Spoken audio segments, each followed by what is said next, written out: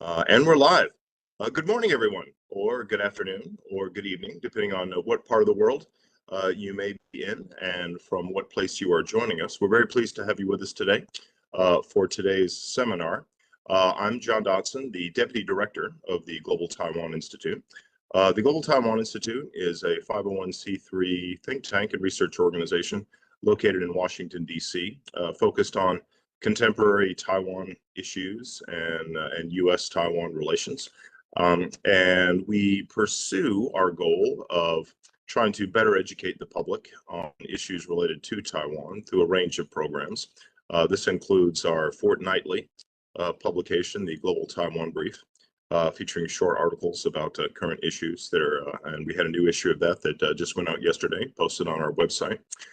We also publish occasional reports, sort of longer research reports on particular topics. We also have policy podcasts that we do with GTI Insights and our cultural podcast, Taiwan Salon. And we also pursue this goal through periodic public discussion seminars, such as the one that we're having today. And today's seminar is China's Gray Zone Challenges to Territorial Sovereignty and the Response in Taiwan and the Region. The early months of this year have seen a number of fairly dramatic steps taken by the government of the People's Republic of China to further challenge or pressure the territorial sovereignty of its neighbors in the Indo-Pacific region. In relation to Taiwan specifically, this has included a number of actions to include unilaterally declared changes to civil aviation flight corridors in the Taiwan Straits. And following a mid-February, February 14th incident near Taiwan's Kinmen Island, one in which an unidentified small craft allegedly fled from an attempt by the Taiwan Coast Guard to perform an inspection and then capsized, resulting in the deaths of two members of the crew. That has sparked sort of a mini crisis of sorts in which the PRC has surged Coast Guard vessels and presence into the area. And if I could be forgiven for a brief shameless plug, I'll have an article on that particular topic that will be published by the Jamestown Foundation, I believe tomorrow.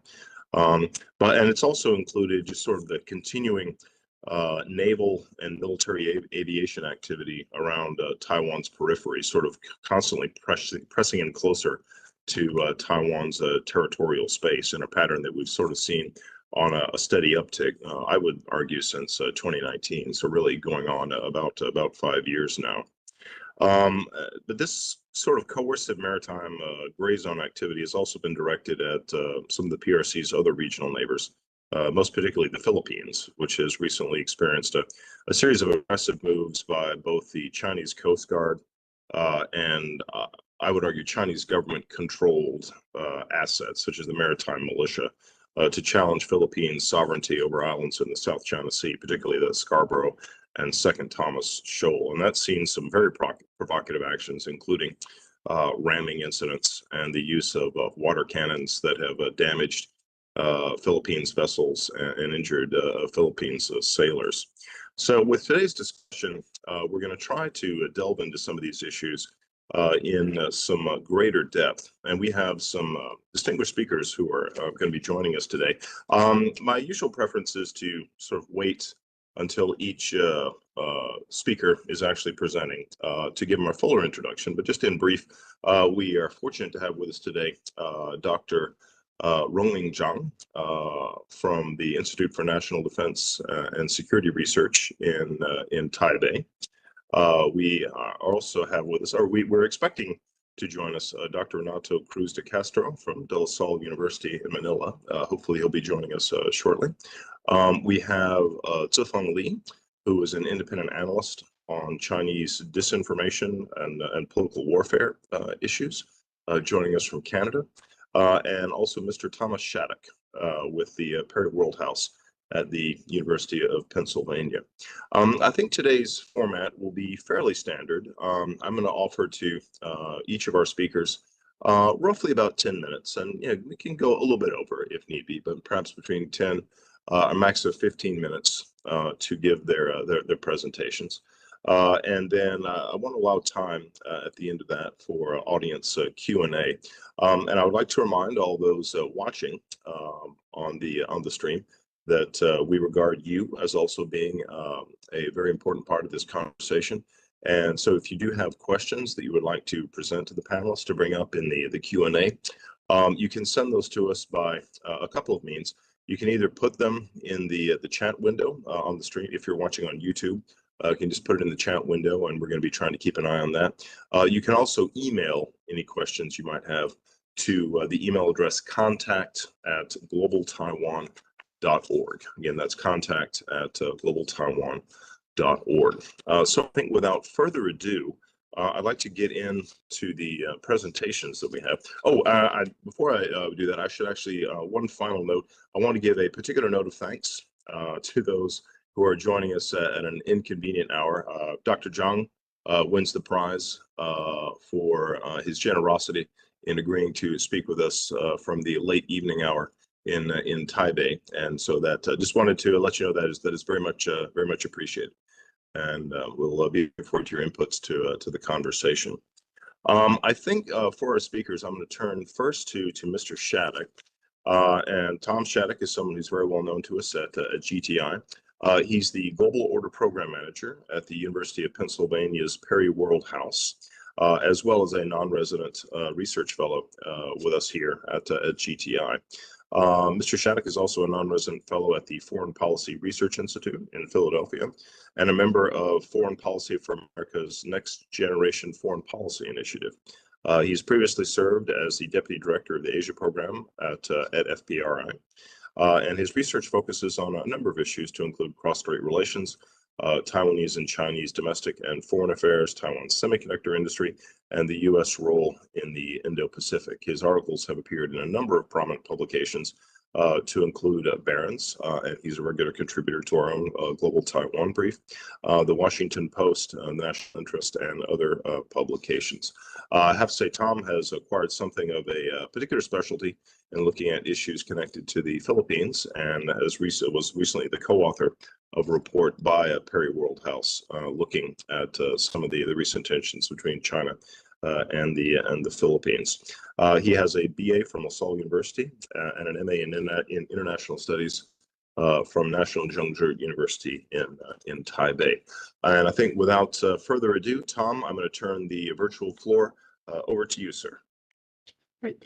Thank you, John, and Global Taiwan for inviting me to speak today. I'm really excited for this great conversation. I'm going to be focusing on more of the aerial aviation developments in and around the Taiwan Strait. I have three broad topics I'm going to cover. The first is the addition of balloons in the Ministry of National Defense's Air Defense Identification Zone maps and reports.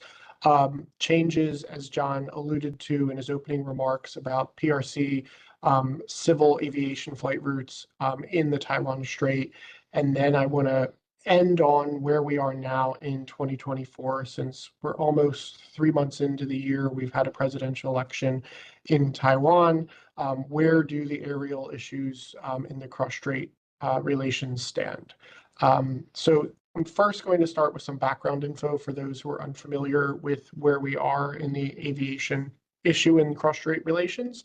So in September 2022, after a very large PLA drill in the Taiwan Strait, the Ministry of National Defense, the MND, started releasing these AGIS reports, which would map out the individual flight routes that a military aircraft took from the mainland to the Taiwan Strait, or in the southwestern ADIZ near Taiwan's occupied islands in the South China Sea. So in September 2020, then Undersecretary of State Keith Kroc visited Taiwan for President Lee's funeral and for other trade-related negotiations. There was a big drill inside the Taiwan Strait. Some military aircraft flew across the median line, and that seemed to be the straw that broke the camel's back for not really discussing this publicly. So before that, in August 2022, when Secretary of Health and Human Services Alex Azar visited Taiwan to discuss COVID issues with various constituents in Taipei, There were similar drills, but there really was no effort to publicize this. So this September 2022 move was very instructive in mapping out the threat that China has towards Taiwan. So those maps, they would tell you how many aircraft, whether it was 1, 2, 3, 4, or up to 30. It would also tell you what kind of aircraft. Were they anti-submarine aircraft? Were they fighter jets? Were they surveillance, etc.? Now, in the early or the late months of 2020 and going into 2021, the focus of China's coercion in the air in the ADIZ was near Pratas Dongsha Island, which was very far away from Taiwan proper. There are very few instances of flights in the Taiwan Strait in the so-called early days of the ADIZ incursions. That all changed in September or August 2022 when then Speaker Nancy Pelosi visited Taiwan, and the focus shifted from the southwestern area of the ADIZ up into the Taiwan Strait proper. And now we see almost every day there's an incursion. One of those aircraft, if not all of them, are crossing the median line of the Taiwan Strait. Then in December 2023, we saw balloons pop up on the ADIZ map. No rhyme, reason, or logic for why it happened. Balloons just started appearing in the ADIZ reports that they were pushing out. Then after the election in January 2024 this year, the MND changed the format of the maps to go from tracing out every single flight route and the type of aircraft and how many to giving more of a broader view of the situation by providing zones through which the aircraft flew. I will say it's less detailed than the previous iterations, but we can get into that with the discussion later. So the first thing I'm going to talk about is the new issue of balloons. So on December 7th, 2023, the MND released its usual map. They've been doing it for over 3 years at that point.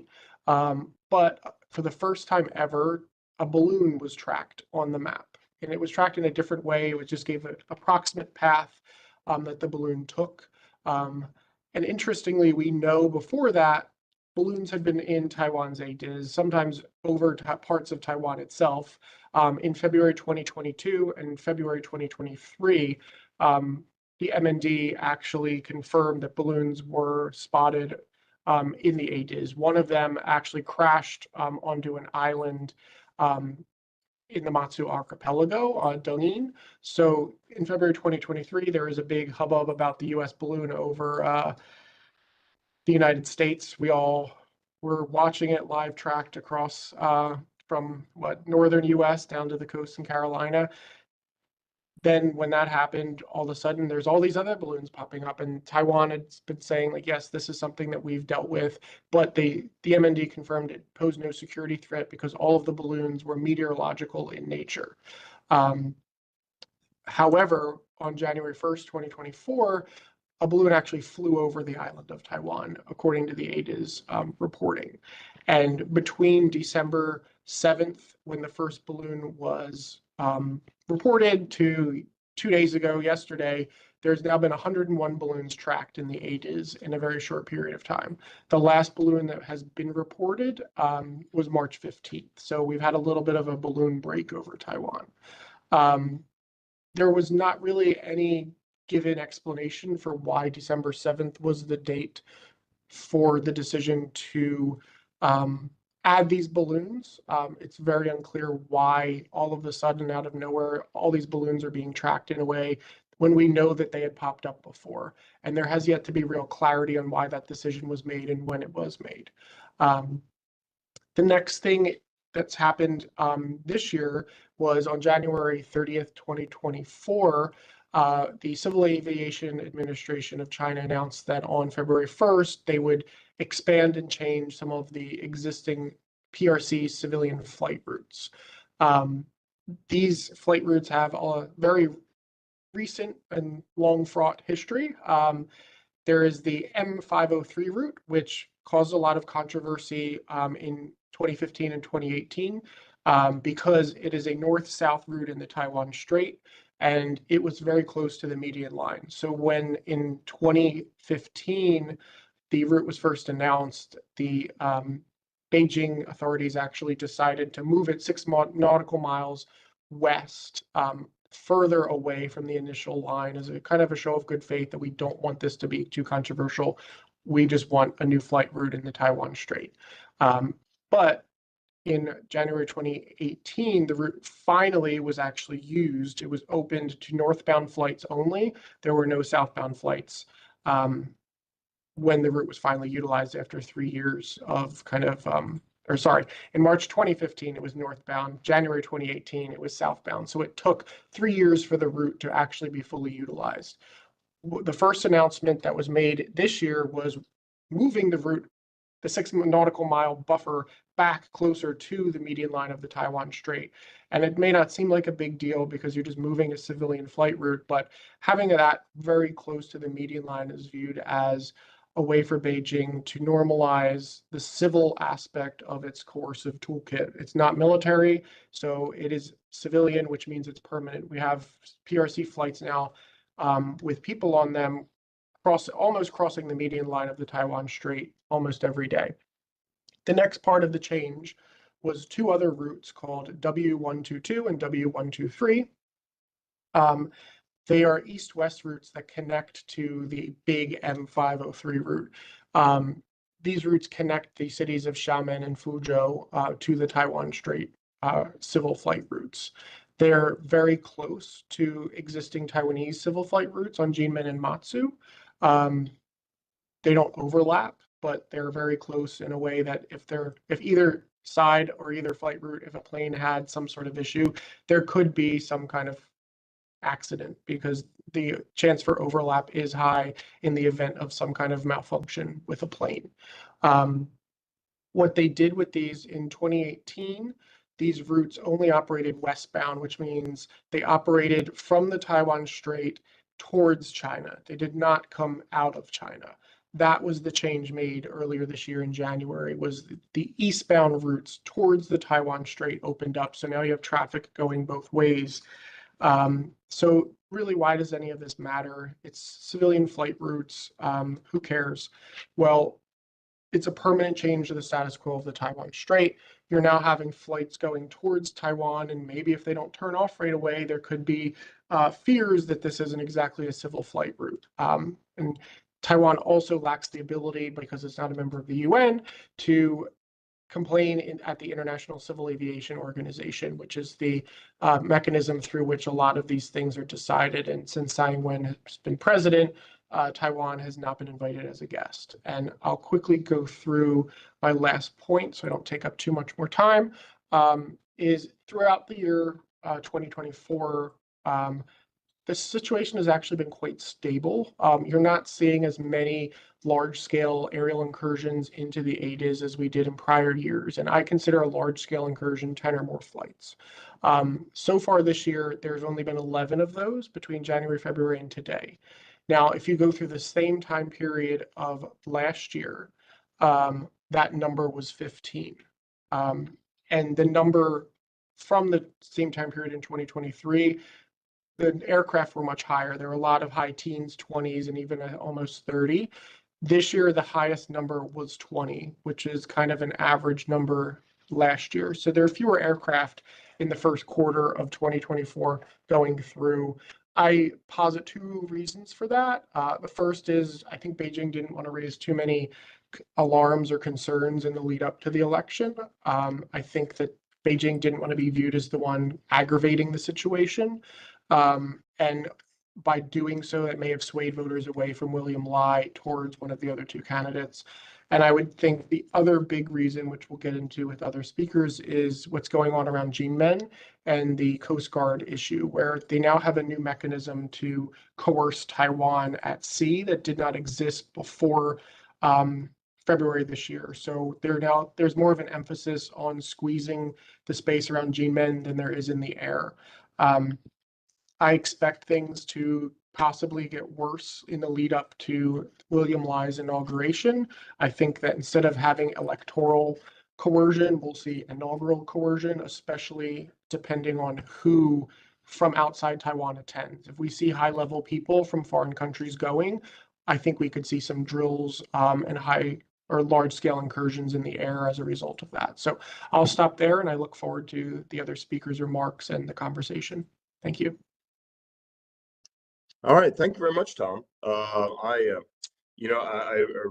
particularly appreciate the insights or discussion about the civil aviation issues, and that's something which I think is very important, but which is sometimes sort of neglected or a little bit off to the side of, I know, of certainly international media attention anyway, that is usually more focused on the more dramatic military activity.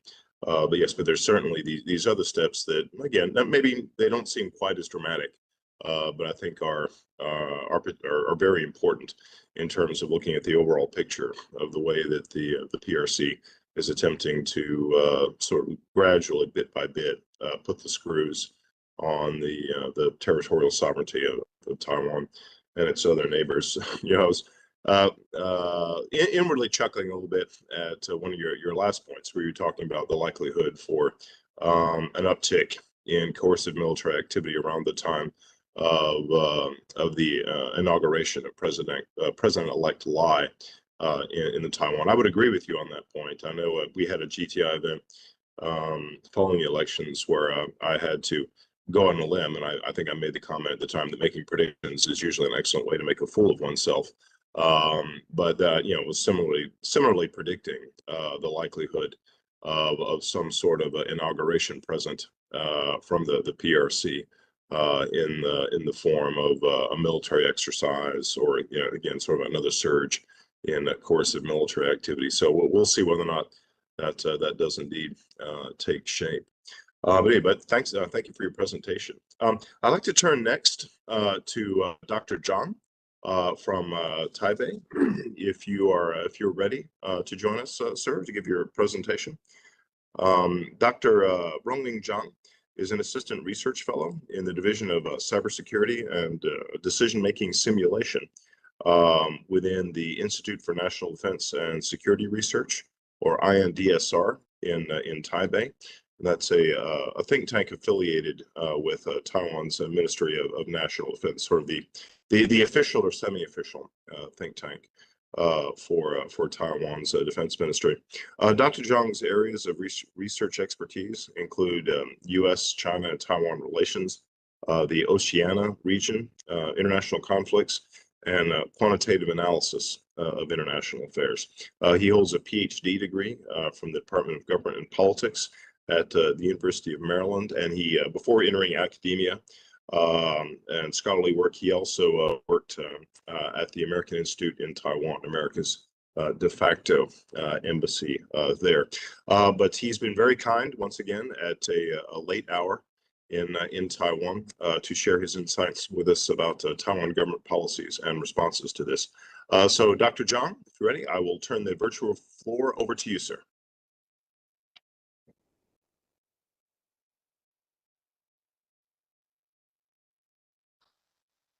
Let's see. Dr. Zhang, can you hear us?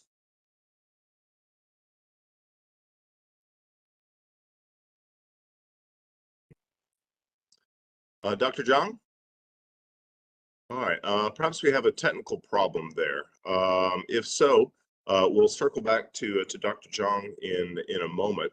If I could, then let me turn to our next speaker, Zifeng Li. And Zifeng Li was recently, or served most recently, I should say, as an analyst at Global Affairs Canada, the Canadian Foreign Ministry, and has previously held other research positions including at McGill University in Montreal. Li is currently an independent writer and researcher working on the Chinese influence operations and hybrid warfare issues, to include gray zone operations. Li's articles have appeared in a range of publications, including The Diplomat, Policy Option, Crossing, Modern Diplomacy, and the Hong Kong Economic Journal. Li holds a BA from the Chinese University of Hong Kong and an MA in International Security from the University of Warwick in the UK, and has been kind enough to offer to share insights about, to sort of like frame Beijing's gray zone operations in a broader theoretical framework. So with that, Zifeng, I will turn the floor over to you. Okay, just a second.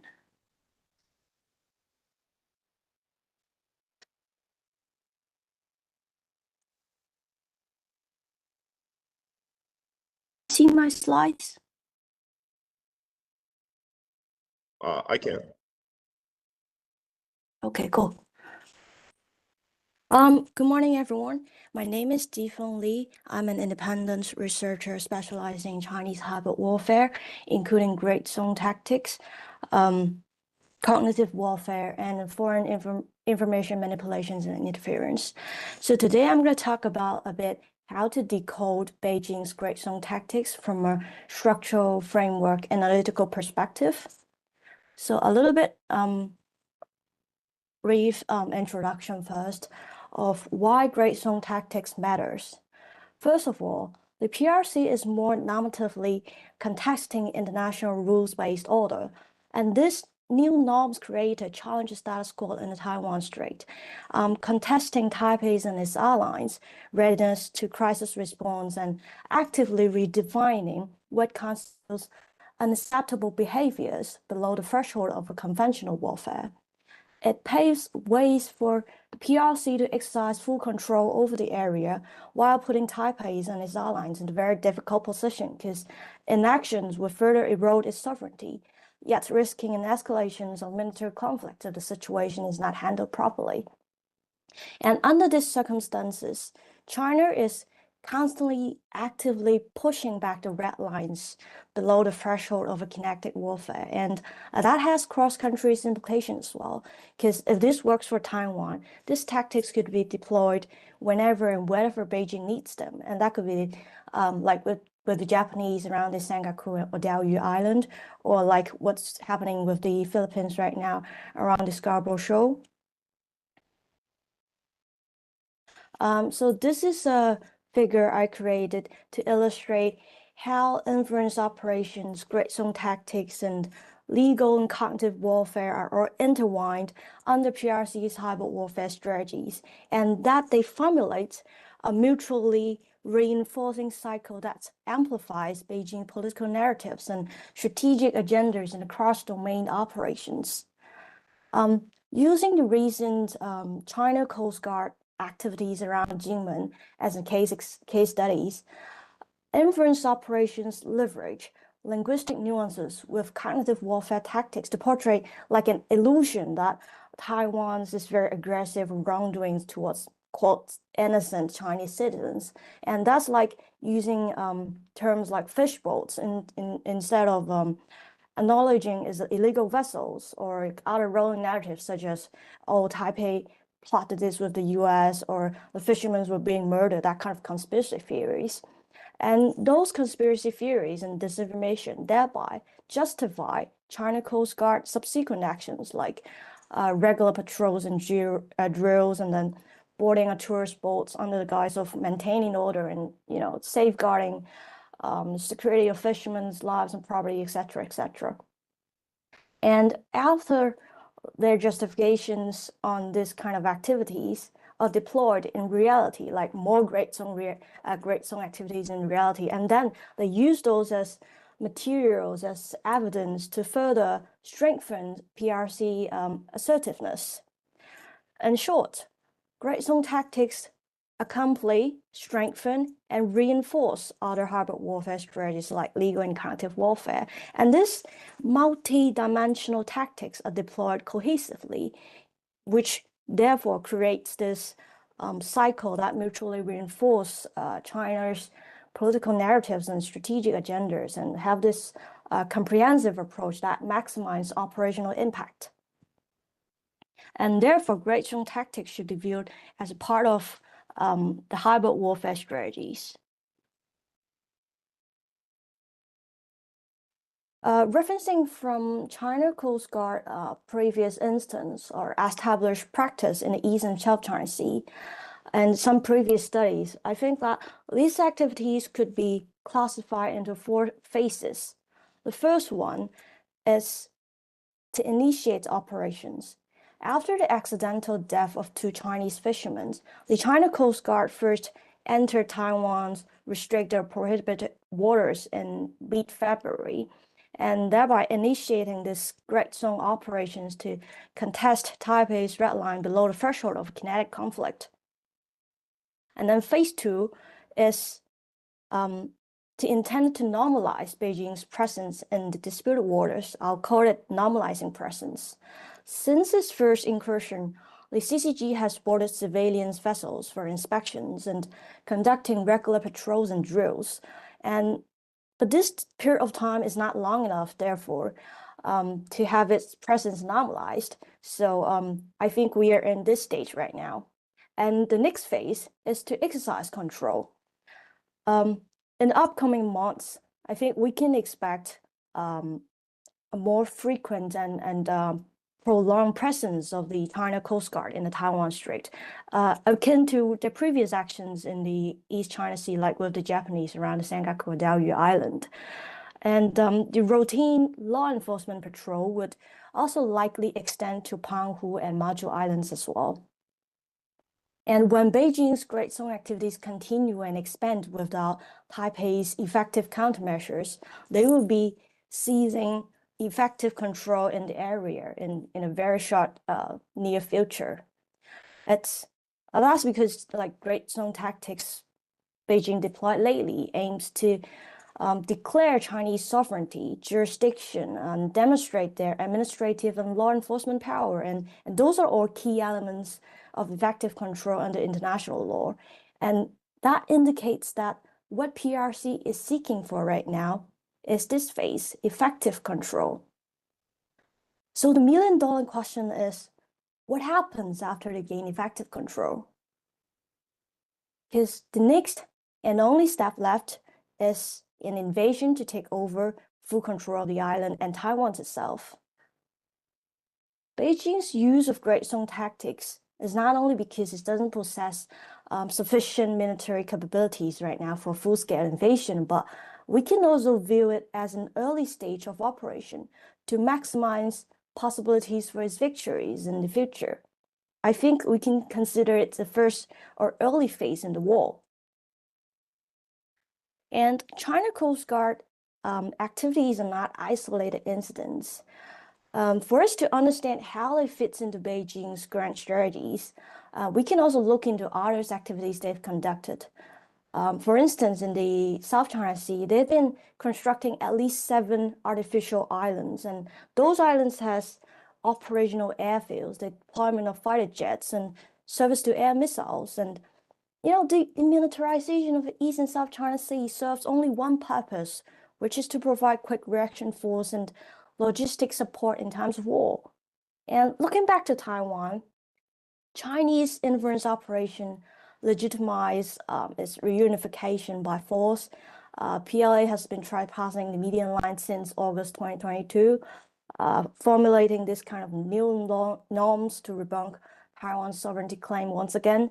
And then this Great Zone's tactics lower the awareness by overwhelming human attention span through a saturation of information space, because human brain can only intake so much information at once, right? So this all constitutes a favorable condition for an effective preemptive strike. And all of these China Great Zone activities are accompanied by influence operations. Influence operations targeting Taiwan, Taiwanese aims at lowering their willingness to fight while coercing them and seducing them to surrender, especially in terms of psychological warfare against military personnel and political figures. And on the other hand, influence operations targeting international audience helps divide public opinion and slowing their response time and undermining support for assisting Taiwan.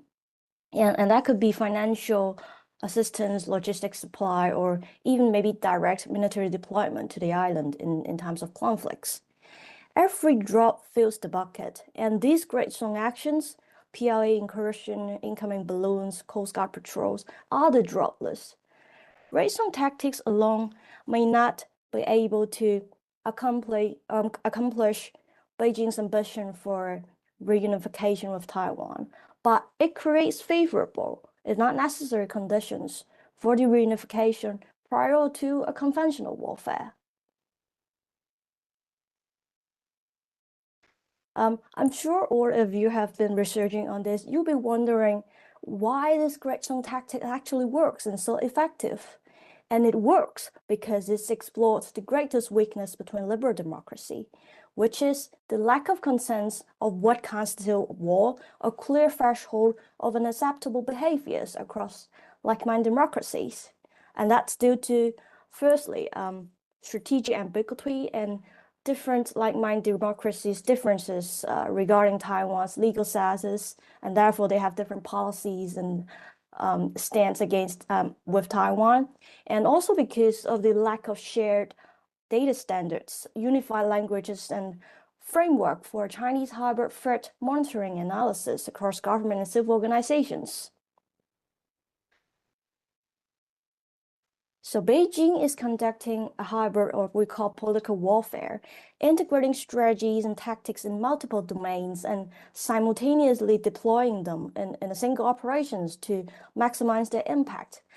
Under these circumstances, mere economic sanctions or traditional military deterrence will not be sufficient to deter the Chinese. So this is what I propose that may be a potential solution, cross-domain deterrence.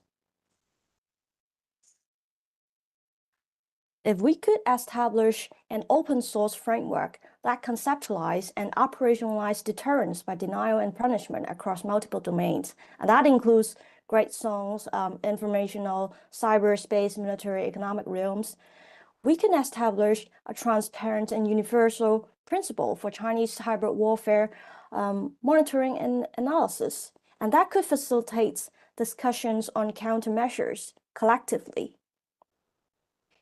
As Beijing challenges Taipei's boundaries and the walls, a comprehensive approach of cross-domain deterrence would be imperative to craft tailored strategies for a unified international response, and only that could deter China's aggression at the brink of war. And yes, that would be it for my presentation today. Thank you, Global Taiwan Institute, for having me, and happy to answer any questions if there is any. Thank you. Great, Zifeng, thank you very much for that presentation. By the way, I should give a plug for Zifeng, who wrote an excellent article for us at GTI this past month that we published in the Global Taiwan Brief that discussed all this, some of the, again, the PRC's recent maritime activity and how it fits into this framework of political warfare. And I think this discussion is very useful for kind of bringing that element to the forward, or sort of to emphasize perhaps the psychological element of the PRC's gray zone operations. You know, if you look at actual like Chinese documents, what the people in the PRC say about, or sort of official, semi-official writers in Communist Party channels, what they say about gray zone operations or how they refer to it, it's referred to generally as gray zone public opinion warfare. So that psychological element of it, or the intended psychological effect of it, is really at the fore. And again, the use of that language, that phrasing, really captures that. And I think that's something that can sometimes be lost on foreign audiences.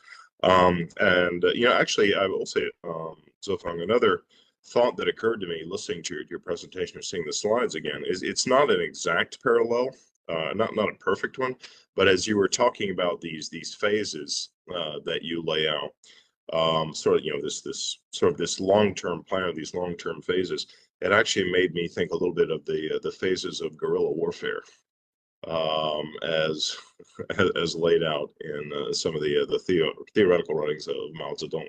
Again, not a perfect parallel, but I was made to think of that a little bit as you were giving that presentation. I have a few questions I've jotted down, but I think I will try to hold those. And for our audience, I know, I apologize, we're having some technical issues before with Dr. Zhang, but Dr. Zhang, are you back with us now, sir? Here. I think we had disruption in internet connectivity.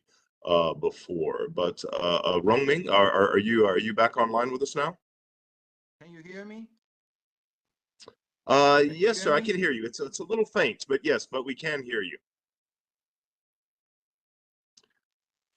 If you are prepared, we'll turn to you, sir. And I think I gave an introduction before, but just to do so once again, very briefly. Once again, we appreciate Dr. Rongming Zhang joining us from the Institute for National Defense and Security Research in Taipei. That's a official or semi-official think tank affiliated with Taiwan's Ministry of National Defense. And Dr. Zhang is a research fellow there in the, and he's been very kind to share his expertise with us and to discuss sort of the responses by Taiwan's government to some of this recent PRC activity. Dr. Zhang, if you're ready, I will turn the floor over for your presentation, sir. Thank you. Good morning, everyone. Can you hear me? Yes. Okay, thank you. I would like to thank Marcia for helping with the slides. The topic is Taiwan government policies and response to PRC operations. Next slide, please.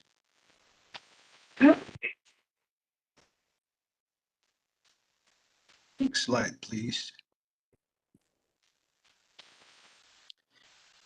Okay, from the slide we can see there is a star sign, which was capsizing. The capsizing occurred. Is very close to or quemoid infection. And there are two lines, the prohibited water line and the restricted water. So the location was within the prohibited line. Next slide, please.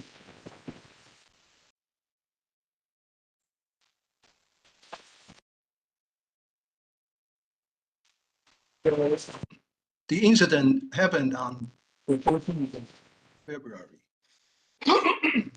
No, previous.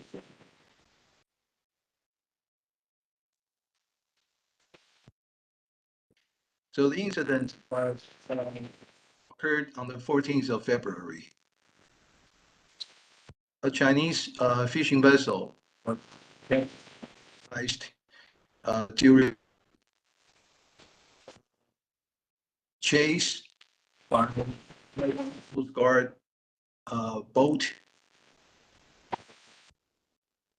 and two men on board the Chinese fishing vessel and dead. On the 17th, the branch of Fujian High Prosecutor's Office investigated into the matter. And on the 19th, in response, China Coast Guard personnel boarded Taiwan Strait for half an hour. And the tourists were afraid that they would be taken to China and return to Taiwan more. And on the 20th, two Chinese survivors returned to China and claimed that Taiwan Strait vessel high speed and close to the campsite. Negotiations between both sides started. And on March 15th, family members of the two deceased Chinese returned to China after 15 rounds of negotiations. Okay. On the picture, you can see the red boat capsizing marked in the yellow circle. And the other two boats are from Taiwan. The water is very smooth when the picture was taken. Next slide, please.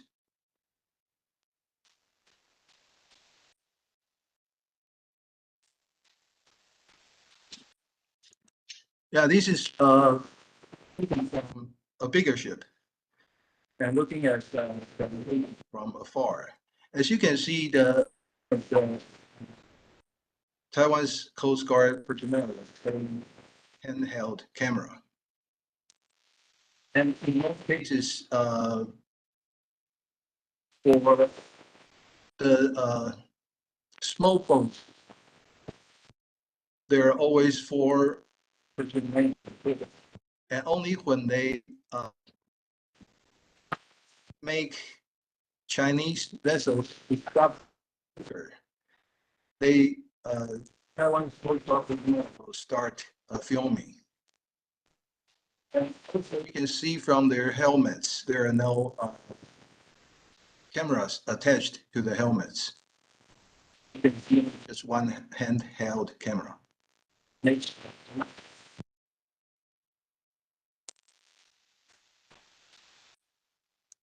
This is the picture shows that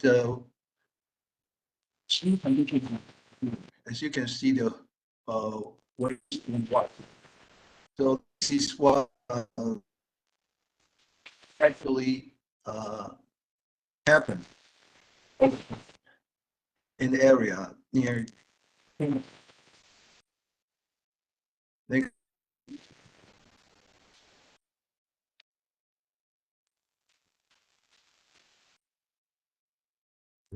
Oh, let's see, Marshall. Can you advance the slide? Yeah. Yeah, I know. Two things going on at once. Okay. So you can tell from the photo that sea condition is quite severe. That's the case. Next slide. Oh, Marshall, you there for the next one?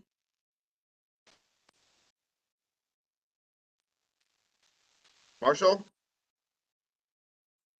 Sorry.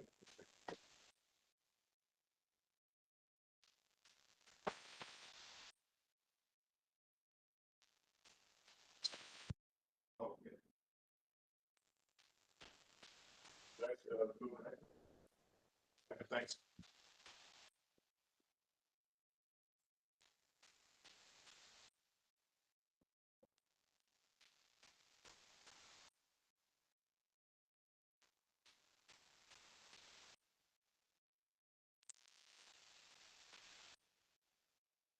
I'm still here.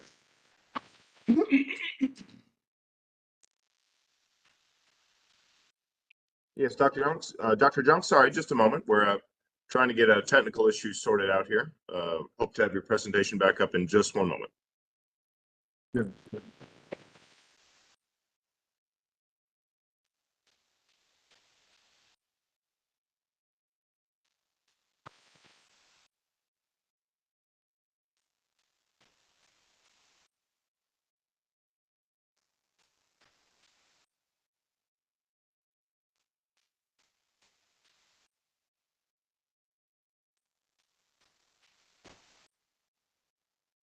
Did.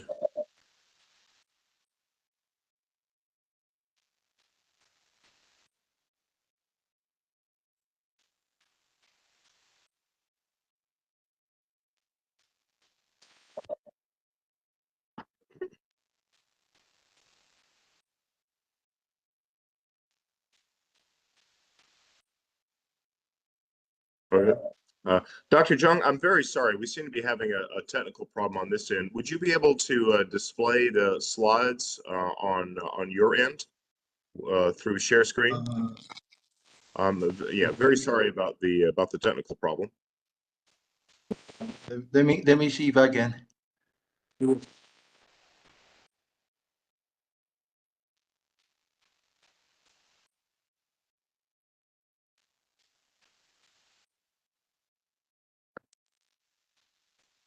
Yes, we see your slides. How do I make the slides move?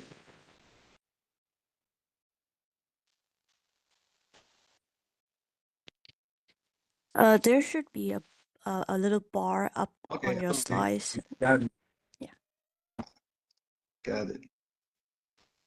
Okay, on the picture you can see that this is the real Chinese fishing vessel that capsized.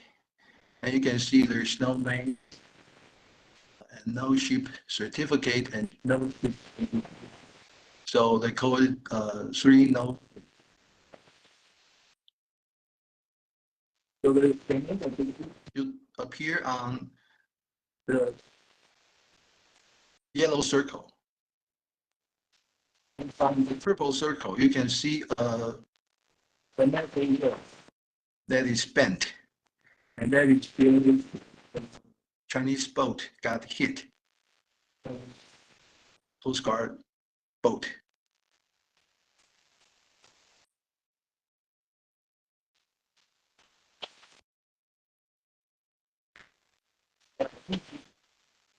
Taiwan tourist vessel, which I marked in yellow. Name of the ship is Kingsha. So in response to the incident, China boarded this boat.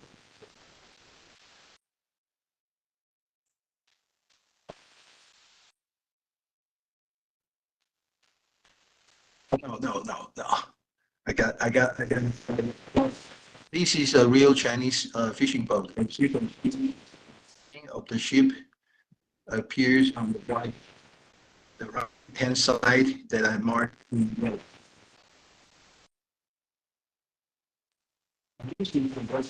Kingsha that was boarded by personnel in response to the incident.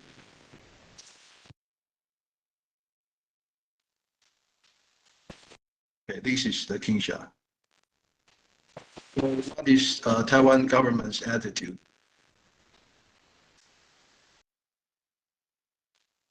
On 16th, President Tsai Ing-wen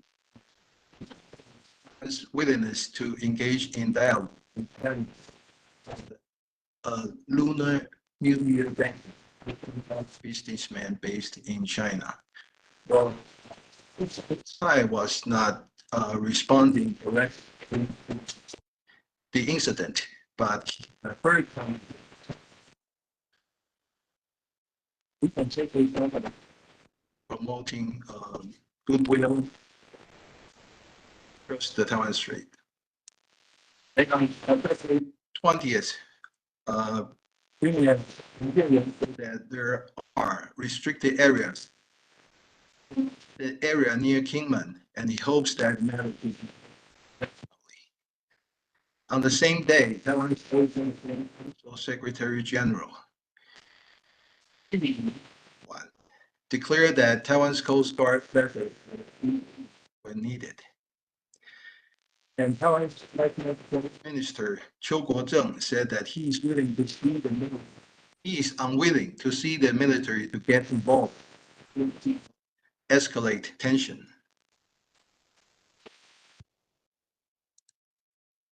And on 8th of March, Taiwan's Mainland Affairs Council Deputy Zhang Zhihong said that after this official investigation is concluded, another round of discussions with the family of the deceased.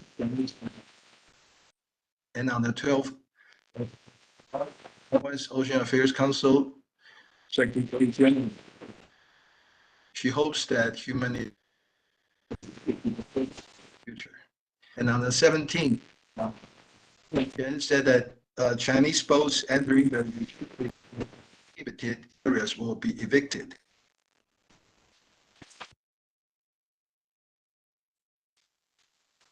And on the 20th, Straits Exchange Foundation said that similar cases should be looked into from a humanitarian perspective. He added that those across the Taiwan Strait should reach a consensus line between Kinmen and. So in general, Taiwan has taken a firm but a flexible stance on the by firm. Taiwan officials, those who enter the and or prohibited areas will be evicted. by flexible, I mean to solve the matter. And thank you. That's my presentation.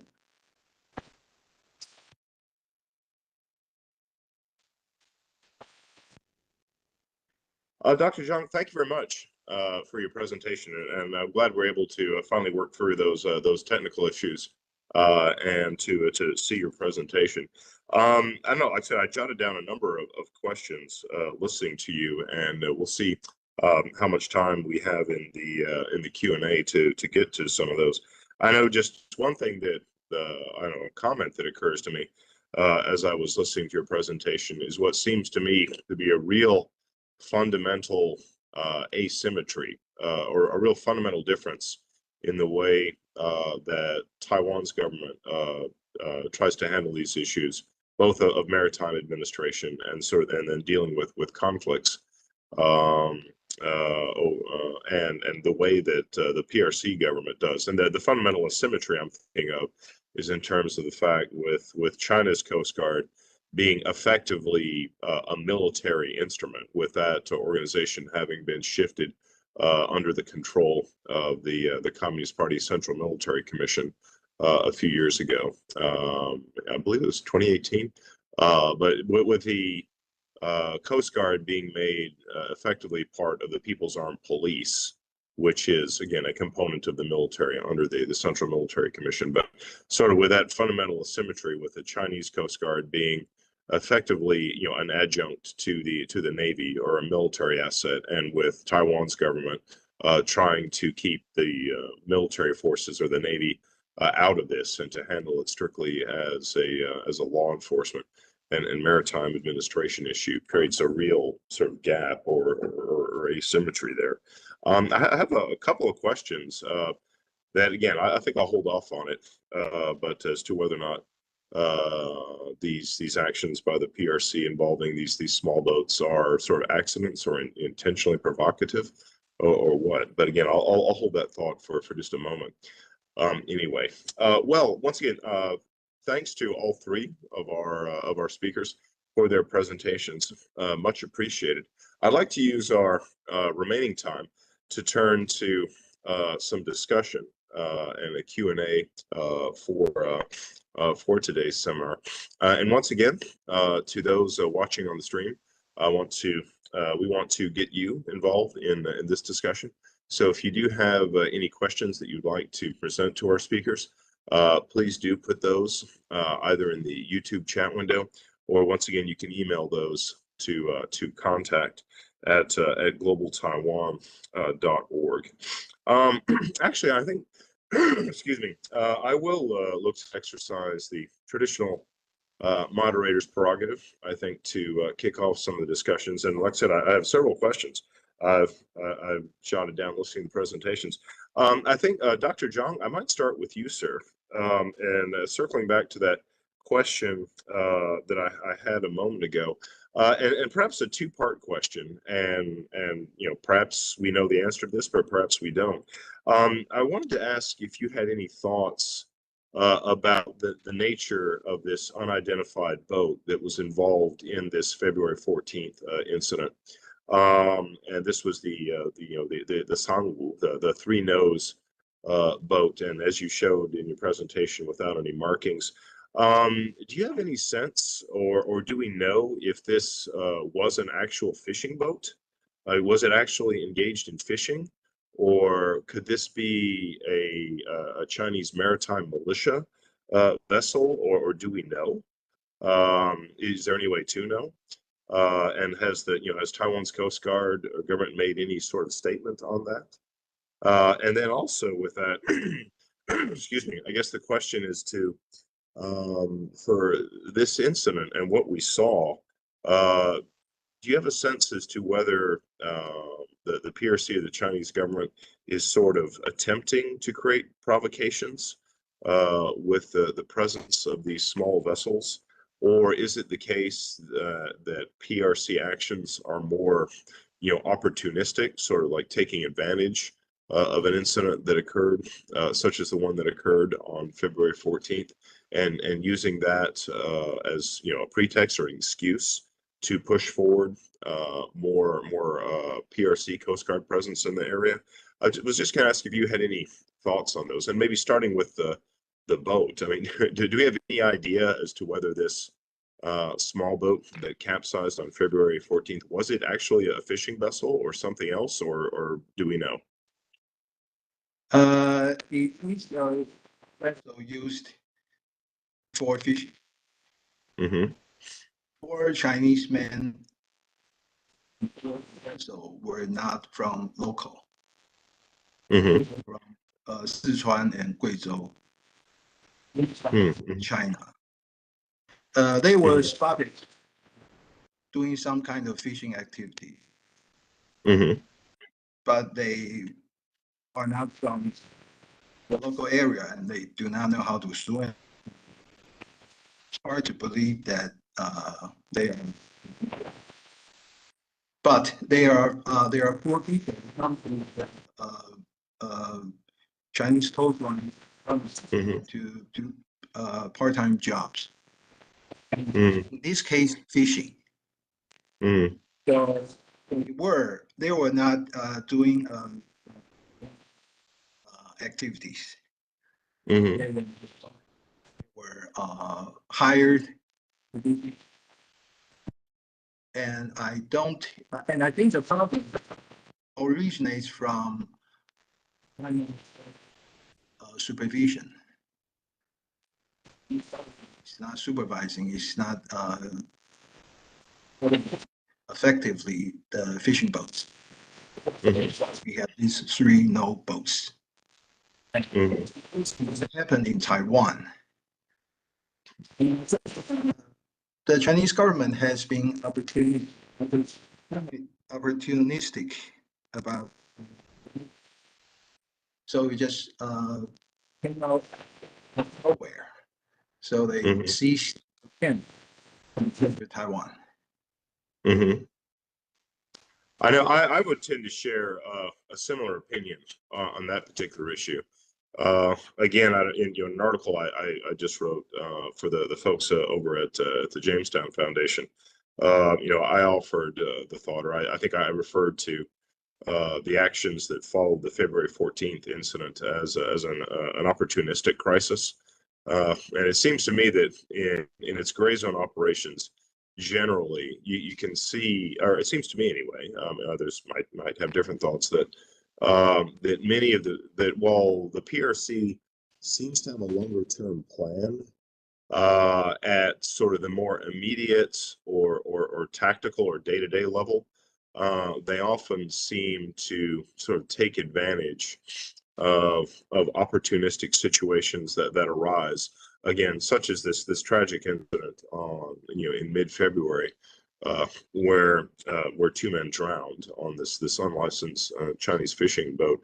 That the Chinese government seems to seize upon these as opportunities or excuses to, again, sort of further push forward both its territorial and sovereignty claims, and the presence of these, well, nominal law enforcement, but maybe actually military assets. So yeah, I'm inclined to agree, but I'll also be interested to see if our other panelists have thoughts on that. I'll present that question both to Tom and to Zifeng. Do you have any thoughts or impressions as to, like, what's the line or the balance in Chinese government actions like this? To what extent are we seeing a long-term plan being executed, or to what extent are we seeing more sort of opportunistic sort of tactical level decisions being made? Do you have any thoughts on that for either one of you? Yeah, I think Perhaps. it's a combo. I would say primarily more opportunistic. Like no one planned on 2 of the fishermen drowning outside of Kinmen, and then the opportunity was seized. But I think that there are ideas for how to squeeze Taiwan slowly but surely to achieve a long-term goal. But until opportunities occur for those things to actually be carried out, it's kind of a wait and see approach. So I would say, yes, there is an idea for what the end state is, but to achieve that, there always has to be a reason or logic or pretense that Taiwan can be blamed for to then carry out some sort of operation like what we're seeing around Kinmen. Mm-hmm. Yeah, I And totally agree. Zilpha, you have any thoughts?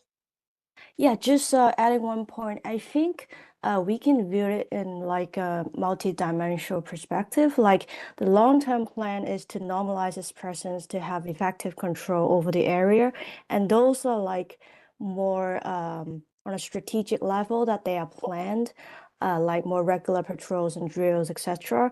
And in times of like U.S. senator visiting Taiwan or like activities like that, or U.S. arms sales to Taiwan, they initiate those kind of operations more often, and those ones are planned. But like the fishermen's, quote, incidents in February, those are more like opportunistic, situational, taking advantage of, So I feel like it's a bit of a combo as well, but it definitely have to look at those timestamps, like if there's events happening coincidentally. So that would make the picture clear of what kind of situation is that. All right, Zilpha, thank you. Like I said, I have many more questions that I've scribbled down. I'd like to turn to some of the audience questions that we have received. And let's see, this might be a question perhaps for you, Tom, primarily, but again, I'll welcome thoughts from all of the panelists. This is a question that's been sent to us from Shay Henderson. It says, is there anything you believe Taiwan or its allies can do in relation to the PRC's change of flight paths, getting closer to the islands and perhaps eventually crossing over the median line?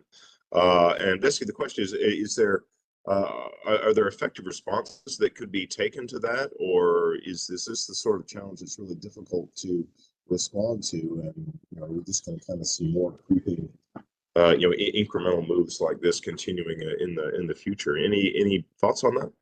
Yeah, I think unfortunately there's very little, if anything, that can be done since the flight routes were created almost 10 years ago and nothing was done then. There's comments and statements made by Taipei and like other partners like the United States, but almost 10 years ago, the routes were created. Then in 2018, they were actually utilized. Nothing was done to stop it.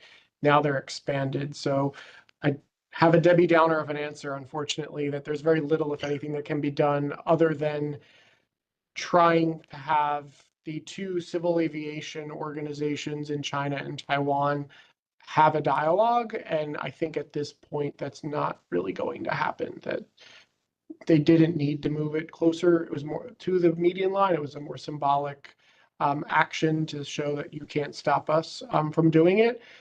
Maybe we'll see more. Maybe if it gets moved another 6 nautical miles closer, or they move it to the other side of the median line, maybe we'll see actual action. But this is something that there's very little that can be done because unless a tragedy occurs and then that actually forces both sides to come down. But until something like what happened on Kinmen occurs and Taiwan is not the entity that causes it, I think it's really tough for there to be any positive movement. Mm-hmm. I might piggyback on that question about the flight routes with another one, and this is speculative. Again, Tom, if you have thoughts, or again, other panelists as well.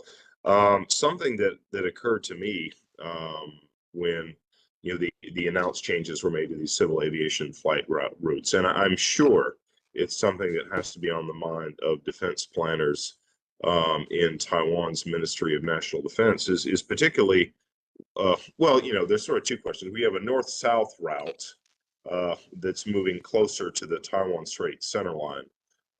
First, that creates a number of concerns, and not just for just sort of Taiwan's peripheral space or the security of its airspace. It creates a much greater danger of potential accidents occurring.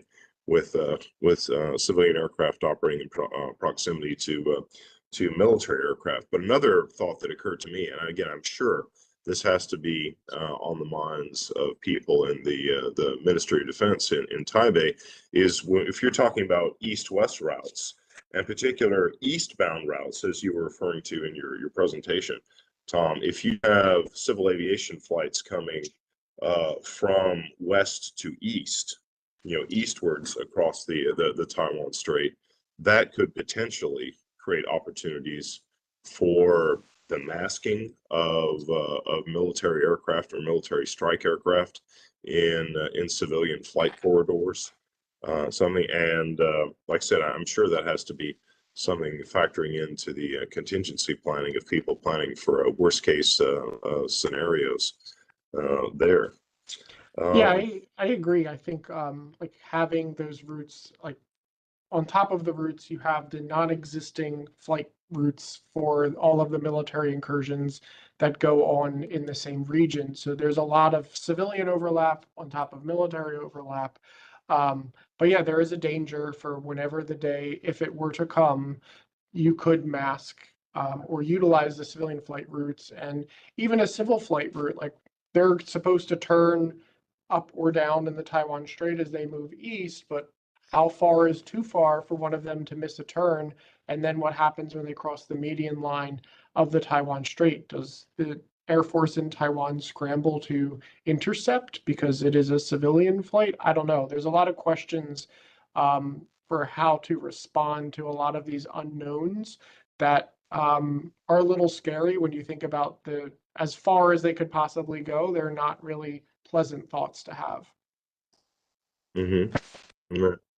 All right, let me present another question that has been sent in to us. This is one sent in by Maximilian De Giovanni, pardon me, from the NISA Center for Strategic Studies, who asked, what can developing nations in the Indo-Pacific that may not have much access to resources do to respond to China's gray zone tactics at sea? Unfortunately, we cannot be joined today by Professor De Castro from the Philippines, who has a great deal of expertise on some of these issues and the recent sort of Coast Guard clashes that have been occurring between the Chinese Coast Guard and maritime militia, I should say, Coast Guard and I would also say, so naval assets or maritime assets under government control or direction, even if they're not officially part of either the Coast Guard or the Navy. But we've seen a great deal of that around the Philippines. And I'll present this question to any of the panelists, if any of you have thoughts as to, so what is it that smaller countries can do who may not have as much in the way of maritime assets, who may not necessarily have a large navy or only a Coast Guard of only limited size. What does a country do in response to the sort of aggressive, coercive behavior that we've been seeing from the part of the PRC? Any sort of general thoughts on responding to that? Yeah, I can hop in. I think in terms of limited resources, utilizing like low-cost drones just to publicize this, because the Philippines is outmatched by China in the South China Sea, but they're doing a very good job of publicizing it and creating international outrage. So if you are a smaller country, less resourced or not as well resourced, there are cheap and affordable drones that you could use to at least document, to create a record of the intrusions and the coercion. And yeah, you may not be able to kick China out of whatever, but you can at least document. And in terms of developing countries supporting Taiwan, they could utilize their spot in the United Nations to get up in front of the entire world's representatives and condemn these actions, where a small island in the Pacific has a pedestal that Taiwan lacks, and Taiwan's allies have been good about this, but we haven't really seen too much at the UN when it comes to what China's doing to the Philippines. So utilizing the UN to play a greater role, because after all, it is the UN system that ruled in the Philippines' favor in 2016. And I think they're the only country to really beat China in court about one of these, the territorial issues. Yeah, and I think the Philippines actually think has done a very good job along the lines of what we were just saying of trying to document and publicize these incidents. I guess as I mentioned before, I know the Chinese discourse about this refers to this as gray zone public opinion warfare. I think what the Philippines has done has been sort of effective public opinion warfare of another sort, again, in trying to document this and present the story to the world about this very aggressive bullying behavior by the PRC around Scarborough, Second Thomas Shoal. Zilfang, you had some thoughts to share? Yeah, I think diplomatically speaking, maybe the United States can take lead on this because like US Philippines shares mutual defense treaty, and when US take leads, it can like have this kind of more operational plans with its like-minded countries and with Philippines and smaller countries to have a clearer definitions of what constitutes unacceptable behaviors, because like what we've seen in the China Coast Guard activities against the Philippines vessels, like does water cannons against their vessels constitute unacceptable behavior, or damaging the navigation system counts, or do you need like casualties to have some kind of sanctions or other response package countermeasures to stand against Chinese coercive actions, right? So I think we need to have established clear standards on this first of all, and then maybe we can have some operational plans to how to counter it like collectively, because if you have limited resources, but you can leverage diplomatic efforts with your allies to, formulate more of a unified response that could have an impact on deterring the Chinese aggression. So yeah, that's what I thought. Yeah, no, I think that's a very good point. And something I haven't seen a great deal of discussion of, and I think there needs to be more discussion of it. And Zofang, I think your comments get to some of that. Is sort of this aspect of PRC gray zone operations that sort of push right up to the edge of war, or what is generally sort of understood as war, kinetic warfare, but not quite crossing over the line or like pushing the envelope, but like staying in a gray area. And the actions in the clashes with the Philippines Coast Guard are an excellent example. Of course, and the United States has a mutual defense treaty with the Philippines, and we're obligated to come to the aid of the Philippines in the event of a military attack. But of course, when you speak of a military attack, we're generally thinking of, well, an invasion or sinking a ship or bombing, something like that.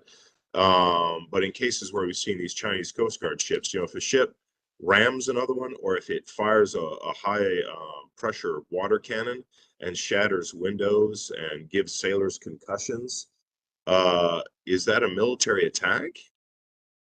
I mean, it's kind of like pushing on that envelope, but not quite crossing over it in a clear and unambiguous way. And I think that's a very noteworthy effort of PRC coercive actions that hasn't been discussed enough. And I think it's almost as if we need a new theoretical framework or a new consideration of what is warfare. What constitutes a military attack? And I don't necessarily think that we collectively, that the world has a really good answer to that right now. I had a question. I'll turn to Dr. Zhang again, if I could, sir. Yes. To get your thoughts or your comments, as it seems to me, looking at these, at the incident around Kinmen Island and the increased PRC Coast Guard presence there, that Taiwan's government has been actually quite restrained, I would say, in terms of its responses. And arguably the PRC has been well, certainly more restrained than they are in relation to the Philippines. Like they've been sort of very openly hostile, and they're definitely pushing, around Jinmen Island or so forth, but not in quite the same aggressive way. But my question would be, do you have a sense or any thoughts about future actions by Taiwan's government, and is there likely to be any change of policy, do you think, in relation to recent events, or do you expect the Taiwan government's sort of basic existing policies are going to continue, or do you see prospect for change? Any thoughts on that? I do not see any change in the policy. Mhm. Both sides, whether going to negotiate with Taiwan, Mhm. restricted and prohibited. But Mhm. Taiwan's policy has on the incident has, so don't cross the line and we will evict you. I think that's for sure. Mhm. Mhm. Okay. Thank you. Let's see. Once again, for our audience, we have just a couple minutes left, but if you do have any questions, please send them to us. I have another question that Zifeng, I think I might direct to you. And you you touched upon this a little bit in your presentation, and I know you discussed it a little bit in the article you wrote for us recently in the Global Taiwan Brief. And once again, for anyone watching, if you're interested in the subject, I would encourage you to check out that article that Lee wrote. But that's to ask for maybe to dig a little more into the issue of the PRC narratives that they have pushed. Again, particularly following the incident on the 14th of February, in which two fishermen drowned. I was particularly struck doing some reading on it myself at the term that the PRC has used, and always referring to this as the 214 vicious collision incident, or the malicious collision incident. And very much trying to push the narrative that this was some sort of intentional act on the part of Taiwan's Coast Guard to kill these two fishermen.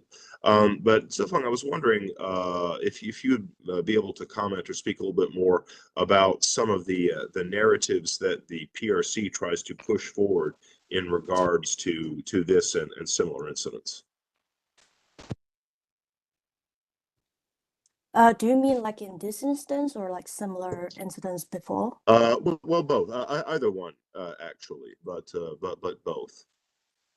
I think in this case, the start of this fictitious incidents framing is from the Taiwan Affair Office of the State Councils, and they frame it in a way that saying this, the DPP administration is treating these kind of fishermen in a very violent and dangerous manner, and they kind of like manipulate the information ecosystem to amplify this narrative on WeChat, Weibo, Douyin, TikTok, and then back to Facebook and Line like that, which are more oftenly used by Taiwanese. So the narrative is a bit getting more aggressive every time they amplify it, because like originally state media are saying this is fictitious incidents, and then like after a little bit period of time followed by, it's kind of like the socket puppet account of state media, or maybe some influencer, key opinion leaders kind of commentaries. They're saying that the DPP deliberately did this.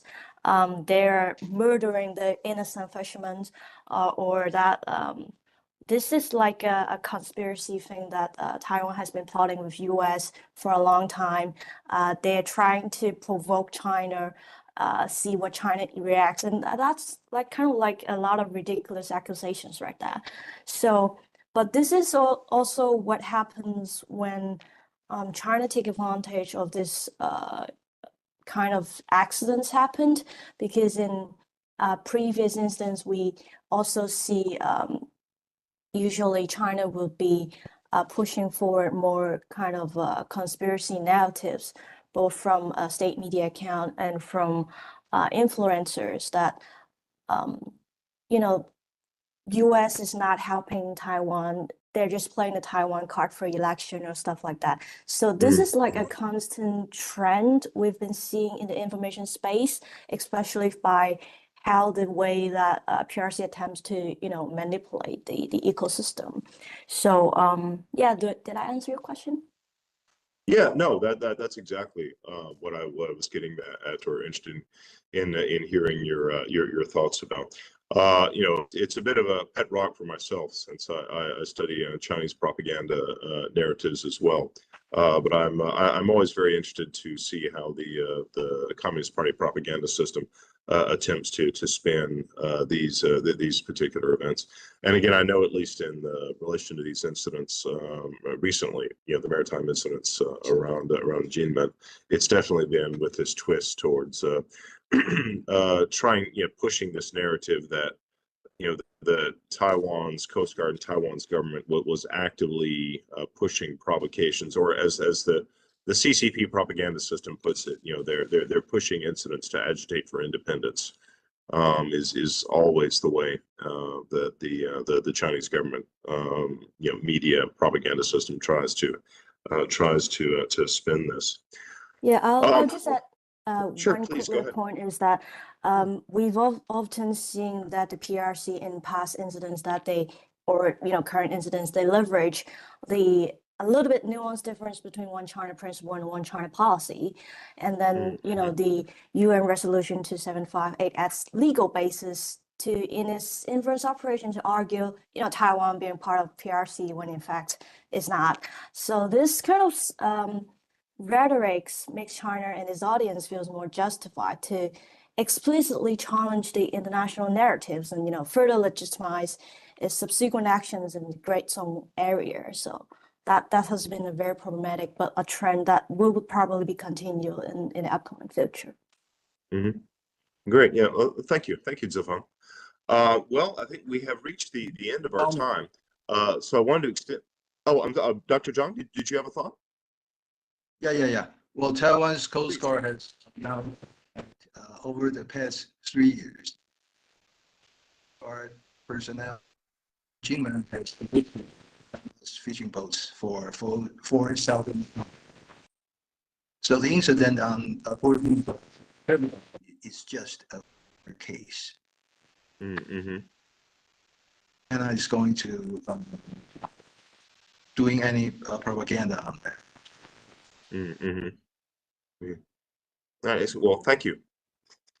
Well, again, with that, I think we have reached the end of our time. We've gone just slightly over, but I wanted to offer the thanks of both GTI and a personal note of thanks to our three speakers for sharing their insights with us today. Again, particularly to Dr. Zhang joining us from Taipei, where it is now past 10:30 p.m. So it's been very generous to join us at a very late hour. It is appreciated.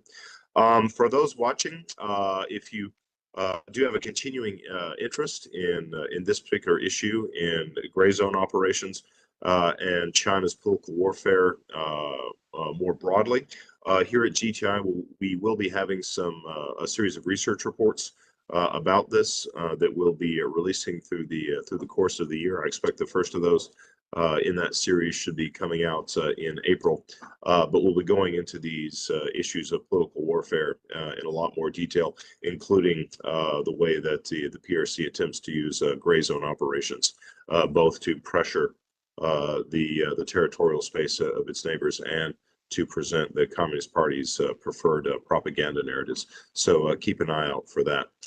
Thank you to all of us who have joined us on the live stream. We thank you very much, and we hope you will remain engaged for future programs by the Global Taiwan Institute. Thanks, everyone.